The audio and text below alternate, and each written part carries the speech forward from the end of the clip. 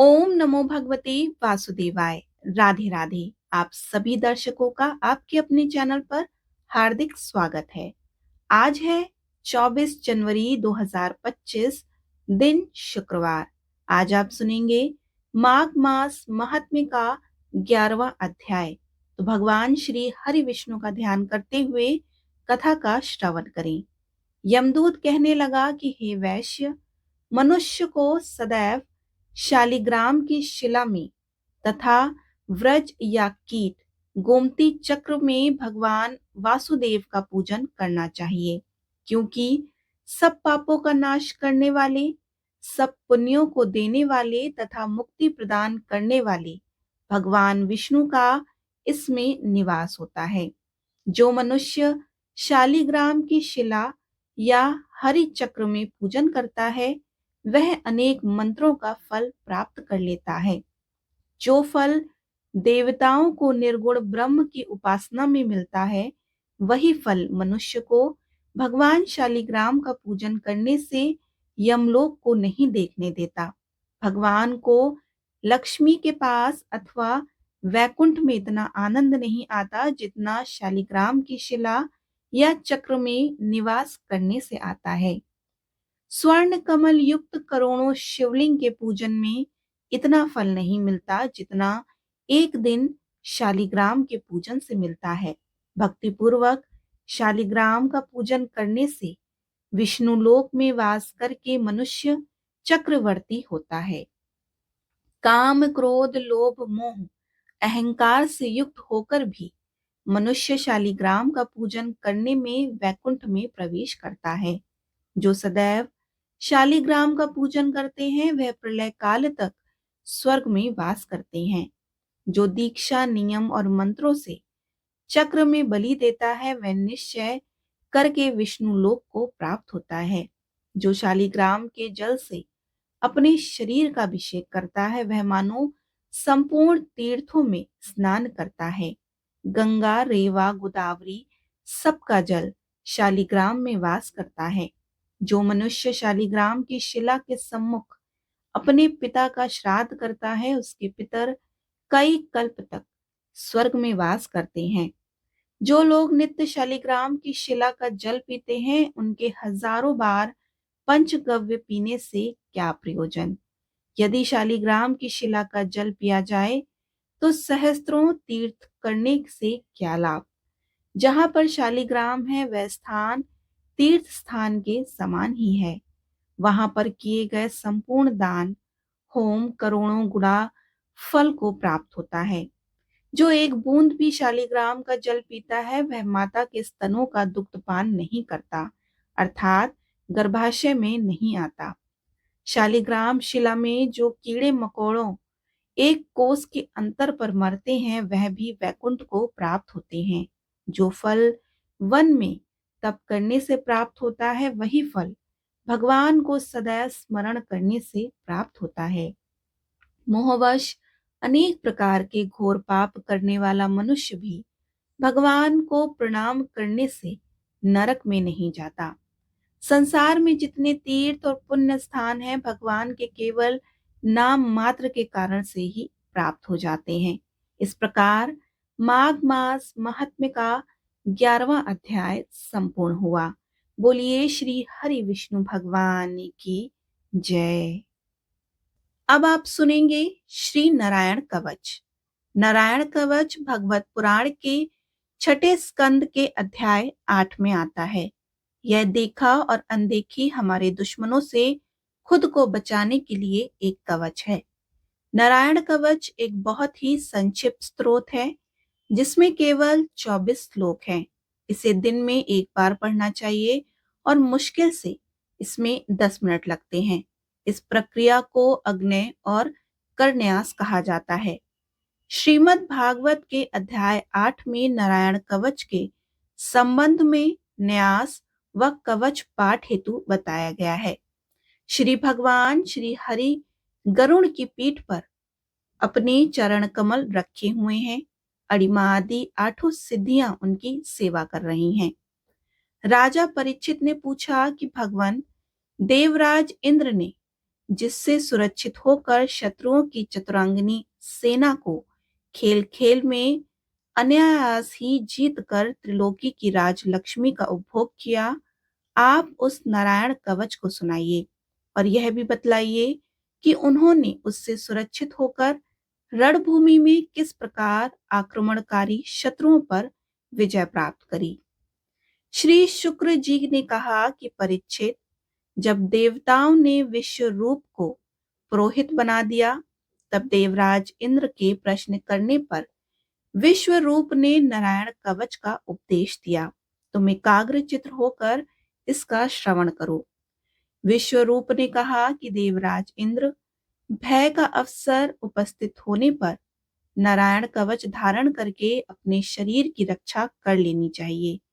उसकी विधि यह है कि पहले हाथ पैर धोकर आचमन करें, फिर हाथ में कुश की पवित्री धारण करके उत्तर मुख कर कर बैठ जाएं।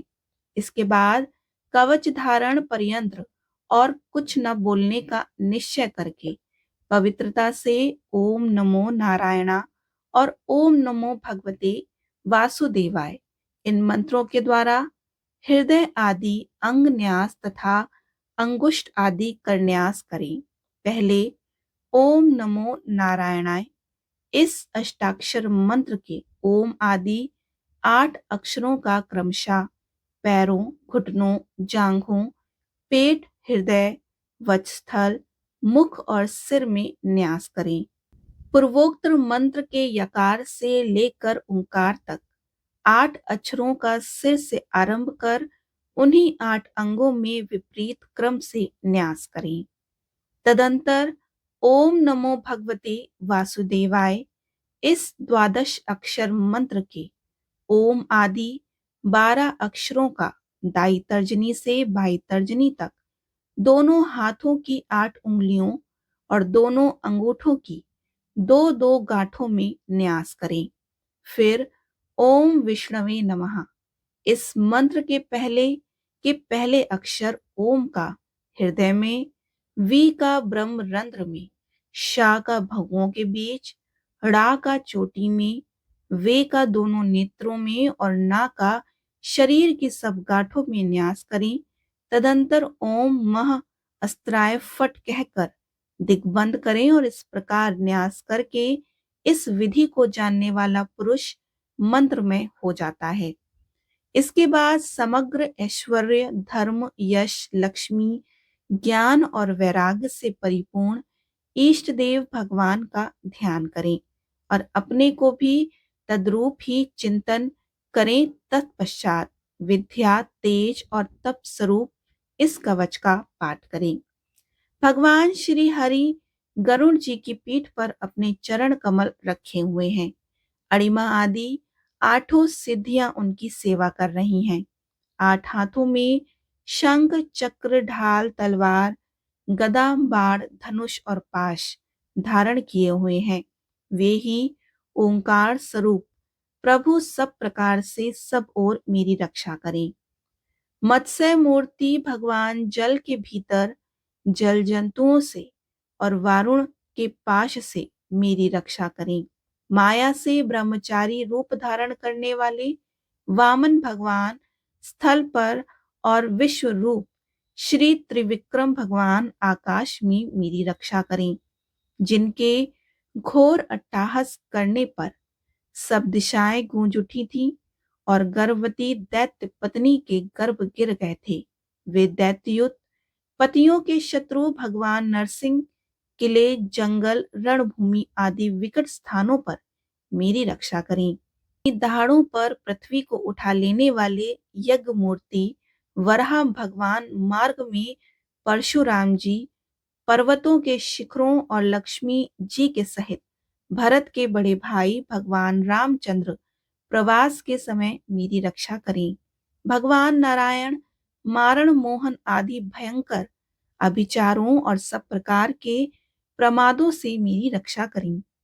ऋषि श्रेष्ठ नर गर्व से योगेश्वर भगवान दत्तात्रेय योग के विघ्नों से और त्रिगुणाधिपति भगवान कपिल कर्म बंधन से मेरी रक्षा करें। परम श्री सनत कुमार कामदेव से, हैग्रीव भगवान मार्ग में चलते समय देव मूर्तियों को नमस्कार आदि न करने पर अपराध से, देवर्षि नारद सेवा अपराधों से और भगवान कच्छप सब प्रकार के नरकों से मेरी रक्षा करें। भगवान धन्वंतरी कुपत से, जितेंद्र भगवान ऋषभ देव सुख दुख आदि भयदायक द्वंद्वों से, यज्ञ भगवान लोकापवाद से, बलराम जी मनुष्यकृत कष्टों से और श्री शेष जी क्रोधवश नामक सर्पों के गणों से मेरी रक्षा करें। भगवान श्री कृष्ण द्वैपायन व्यास जी अज्ञान से तथा बुद्ध देव पाखंडियों से और प्रमाद से मेरी रक्षा करें। धर्म रक्षा करने वाले महान अवतार धारण करने वाले भगवान कल की पाप बहुल कल की काल के दोषों से मेरी रक्षा करें। प्रातःकाल भगवान केशव अपनी गदा लेकर कुछ दिन चढ़ जाने पर भगवान गोविंद अपनी बांसुरी लेकर, दोपहर के पहले भगवान नारायण अपनी तीक्ष्ण शक्ति लेकर और दोपहर को भगवान विष्णु चक्रराज सुदर्शन लेकर मेरी रक्षा करें। तीसरे पहर में भगवान मधुसूदन अपना प्रचंड धनुष लेकर मेरी रक्षा करें। सायकाल में ब्रह्मा आदि त्रिमूर्तिधारी माधव, सूर्यास्त के बाद ऋषिकेश, अर्धरात्रि के पूर्व तथा अर्धरात्रि के समय अकेले भगवान पद्मनाभ मेरी रक्षा करें। रात्रि के पिछले पहर श्री वत्सलक्ष श्री हरि, उषा काल में खड्गधारी भगवान जनार्दन, सूर्योदय से पूर्व श्री दामोदर और संपूर्ण संध्याओं में कालमूर्ति भगवान विश्वेश्वर मेरी रक्षा करें। सुदर्शन आपका आकार चक्र की तरह है और आपके किनारे का भाग प्रलयकालीन अग्नि के समान अत्यंत तीव्र है। आप भगवान की प्रेरणा से सब ओर घूमते रहते हैं और जैसे आग वायु की सहायता से सूखे घास फूस को जला डालती है, वैसे ही आप हमारी शत्रु सेना को शीघ्र से शीघ्र जला दीजिए। कौमुद की गदा आपसे छूटने वाली चिंगारियों का स्पर्श वज्र के समान असहाय है। आप भगवान अजित की प्रिया हैं और मैं उनका सेवक हूँ। इसलिए आप कुष्मांड, विनायक, यक्ष, राक्षस, भूत और प्रेत आदि ग्रहों को भी अभी कुचल डालिए तथा मेरे शत्रुओं को चूर चूर कर दीजिए। शंख श्रेष्ठ, आप भगवान श्री कृष्ण के फूकने से भयंकर शब्द करके मेरे शत्रुओं का दिल दहला दीजिए एवं यातुनधाम, प्रथम प्रेत मात्र का पिशाच तथा ब्रह्म राक्षस आदि भयावने प्राणियों को यहां से झटपट भगा दीजिए।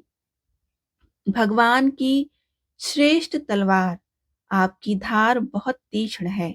आप भगवान की प्रेरणा से मेरे शत्रुओं को छिन्न भिन्न कर दीजिए। भगवान की प्यारी ढाल, आप में सैकड़ों चंद्रकार मंडल हैं। आप पाप दृष्टि, पापात्मा शत्रुओं की आंखें बंद कर दीजिए और उन्हें सदा के लिए अंधा बना दीजिए। सूर्य आदि ग्रह, धूमकेतु आदि केतु, दुष्ट मनुष्य, सर्प आदि रेंगने वाले जंतु, दाढ़ों वाले हिंसक पशु, भूत प्रेत तथा पापी प्राणियों से हमें जो जो भय हो और जो जो हमारे मंगल के विरोधी हों, वे सभी भगवान के नाम, रूप तथा आयुधों का कीर्तन करने से तत्काल नष्ट हो जाएं। ब्रद रथांतर आदि सामवेदीय स्त्रोतों से जिनकी स्तुति की जाती है, वे वेद मूर्ति भगवान गरुण और विश्वसेन से अपने नामोच्चारण के प्रभाव से हमें सब प्रकार की विपत्तियों से बचाएं। श्री हरि का नाम, रूप वाहन आयुध और श्रेष्ठ पाशर्द हमारी बुद्धि, इंद्रिय, मन और प्राणों को सब प्रकार की आपत्तियों से बचाएं। जितना भी कार्य अथवा कारण रूप जगत है, वह वास्तव में भगवान ही है। इस सत्य के प्रभाव से हमारे सारे उपद्रव नष्ट हो जाएं। अर्थ लोग ब्रह्मा और आत्मा की एकता का अनुभव कर चुके हैं। उनकी दृष्टि में भगवान का स्वरूप समस्त विकल्पों से रहित है, भेदों से रहित है, फिर भी वे अपनी माया शक्ति के द्वारा भूषण, आयुध और रूप नामक शक्तियों को धारण करते हैं। यह बात निश्चित रूप से सत्य है। इस कारण सर्वज्ञ सर्वव्यापक भगवान श्री हरि सदा सर्वत्र सब स्वरूपों से हमारी रक्षा करे, जो हमें अपने भयंकर अट्टहास से सब लोगों को भय को भगा देते हैं और अपने तेज से सबका तेज ग्रस्त कर लेते हैं। वे भगवान नरसिंह दिशा विदिशा से नीचे ऊपर बाहर भीतर सब ओर से हमारी रक्षा करें। देवराज इंद्र, मैंने तुम्हें यह नारायण कवच सुना दिया। अब इस कवच से तुम अपने को सुरक्षित कर लो। बस फिर तुम अनायास ही सब दैत्य युद्धपतियों को जीत कर लोगे। इस नारायण कवच को धारण करने वाला पुरुष जिसको भी अपनी नेत्रों से देख लेता है अथवा पैर से छू देता है, वो तत्काल समस्त भयों से मुक्त हो जाता है। तो इस वैष्णवी विद्या को धारण कर लेता है, उसे राजा, डाकू, प्रेत, पिशाच आदि और बाघ आदि हिंसक जीवों से कभी किसी प्रकार का भय नहीं होता। देवराज, प्राचीन काल की बात है, एक कौशिक गोत्रीय ब्राह्मण ने इस विद्या को धारण करके योग धारणा से अपना शरीर मरुभूमि में त्याग दिया। जहां उस ब्राह्मण का शरीर पड़ा था, उसके ऊपर से एक दिन गंधर्वराज चित्ररथ अपनी स्त्रियों के साथ विमान पर बैठकर निकली। वहां आते ही वे नीचे की ओर सिर किए हुए विमान सहित आकाश से पृथ्वी पर गिर पड़े और इस घटना से उनके आश्चर्य की सीमा ना रही। जब उन्हें बालखिल्य मुनियों ने बतलाया कि यह नारायण कवच धारण करने का प्रभाव है, तब उन्होंने उस ब्राह्मण देव की हड्डियों को ले जाकर पूर्व वाहिनी सरस्वती नदी में प्रवाहित कर दिया और फिर स्नान करके वे अपने लोक में चले गए। श्री शुक्रदेव जी कहते हैं कि परीक्षित, जो पुरुष इस नारायण कवच को समय पर सुनता है और जो आदर पूर्वक इसे धारण करता है, उसके सामने सभी प्राणी आदर से झुक जाते हैं और सब प्रकार के भयों से मुक्त हो जाता है। परीक्षित, शत शुक्र इंद्र ने आचार्य विश्वरूपी से यह वैष्णवी विद्या प्राप्त करके रणभूमि में असुरों को जीत लिया और त्रिलोक लक्ष्मी का उपभोग करने लगे। बोलिए श्री हरि विष्णु भगवान की जय। लक्ष्मी मैया की जय।